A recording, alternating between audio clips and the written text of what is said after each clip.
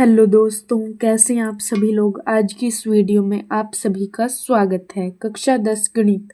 दोस्तों, आज की इस वीडियो में हम एक्सरसाइज 9.1 का क्वेश्चन नंबर 9 करेंगे। तो चलिए देखिए, क्वेश्चन नंबर 9 हमारे पास क्या है। एक मीनार के पाद बिंदु से एक भवन के शिखर का उन्नयन कोण 30 डिग्री है और भवन के पाद बिंदु से मीनार के शिखर का उन्नयन कोण 60 डिग्री है।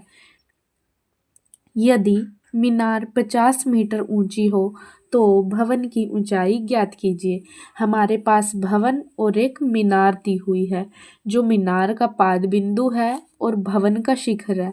तो हमारे पास उन्नयन कोण 30 डिग्री बन रहा है और भवन के पाद बिंदु से मीनार के शिखर का उन्नयन कोण 60 डिग्री बन रहा है। हमारे पास मीनार की ऊंचाई दी हुई है 50 मीटर, तो हमें भवन की ऊंचाई ज्ञात करनी है। तो चलिए अब हम इसको हल करते हैं। देखिए, हमने यहाँ पर हमारा रेखा चित्र बना लिया है। ये है हमारे पास ए बी, जो कि एक मीनार है, और ये है हमारे पास सी डी, जो कि भवन है। मीनार की ऊंचाई हमारे पास है 50 मीटर और ये है हमारे पास बेस यानी कि भूमि। मीनार के पाद बिंदु से भवन के शिखर का जो कोण बन रहा है वो हमारे पास है 30 डिग्री और भवन के पाद बिंदु से मीनार के शिखर का उन्नयन कोण हमारे पास बन रहा है 60 डिग्री। हमें भवन की ऊंचाई ज्ञात करनी है। तो अब हम यहाँ पर लिखेंगे, मान लिया कि A B is equal to 50 metre का मीनार है और सी डी एक भवन है।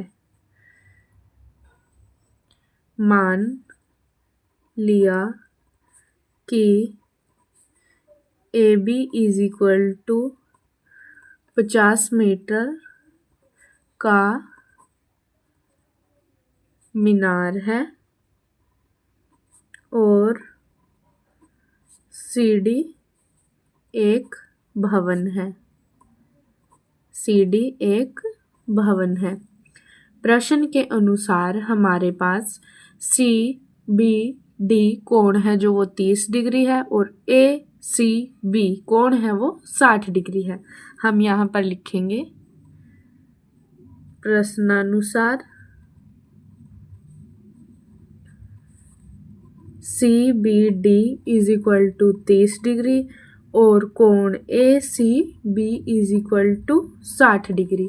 अब देखिए, हमारे पास यहाँ पर दो समकोण बन रहे हैं, एक तो डी सी बी और एक ए बी सी। ये देखो, यहाँ पर हमारे पास दो समकोण बन रहे हैं, ए बी सी और डी सी बी। तो हम पहले छोटा करेंगे फिर बड़ा करेंगे। अब हम यहाँ पर लिखेंगे, अब समकोण त्रिभुज बी सी डी में बी सी डी या डी सी बी भी हम लिख सकते हैं और सी हमारे पास समकोण है, इसीलिए हम बी सी डी लिखेंगे, ना कि सी बी डी। अब यहाँ पर हमारे पास हमें ऊंचाई ज्ञात करनी है और बेस हमारे पास दिया हुआ है। तो अब हम यहाँ पर लिखेंगे, टेंजेंट थीटा में हमारे पास परपेंडिकुलर और बेस दोनों आते हैं, तो हम टेंजेंट थीटा ले लेंगे। हम टेंजेंट थीटा की जगह कोट थीटा भी ले सकते हैं। Perpendicular divided by base, tangent theta की वैल्यू हमारे पास बी सी डी में 30 डिग्री है और परपेंडिकुलर हमारे पास है C D divide by B C. Tangent 30 degree हमारे पास होता है 1 divided by √3 is equal to C D divided by B C. B C हमारे पास इस तरफ चला जाएगा, इज इक्वल टू √3 की सी डी से मल्टीप्लाई हो जाएगी, यानी कि √3 सी डी। ये हमारे पास फर्स्ट इक्वेशन हो जाएगी।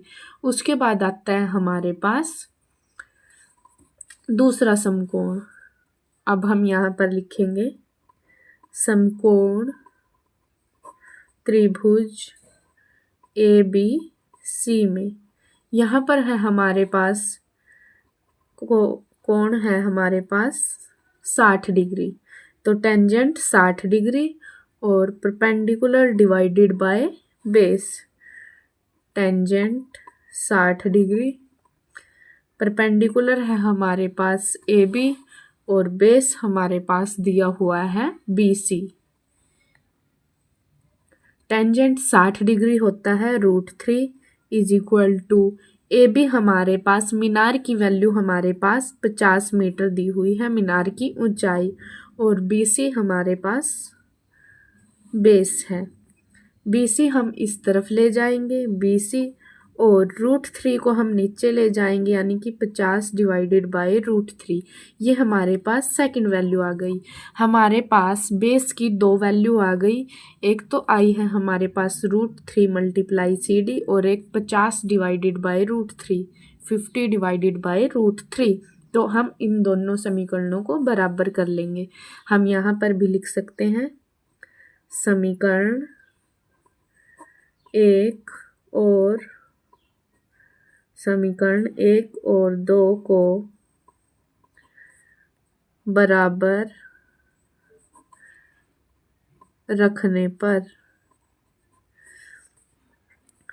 √3 CD is equal to 50 divided by √3।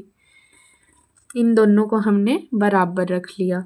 अब देखिए इस तरफ है हमारे पास CD is equal to 50 divided by √3, और यहाँ पर मल्टीप्लाई में √3 था तो ये डिवाइड में √3 चला जाएगा। देखिए यहाँ पर हमारे पास CD is equal to 50 divide by, यहाँ पर √3 को √3 से मल्टीप्लाई करेंगे तो हमारे पास आएगा 3। 3 को हम 50 से कैंसिल करेंगे तो 3 1 जा 3,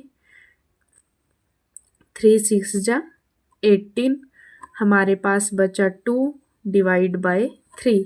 CD की वैल्यू हमारे पास 16 सही 2/3 आई। ये हमारे पास आ गई है भवन की ऊंचाई। अब हम यहाँ पर लिख सकते हैं भवन की ऊंचाई इज इक्वल टू 16 सही 2/3 मीटर। ये क्वेश्चन हुआ हमारा कंप्लीट। उम्मीद करती हूँ आपको ये वीडियो काफ़ी पसंद आएगी। वीडियो को लाइक शेयर और चैनल को सब्सक्राइब कीजिए।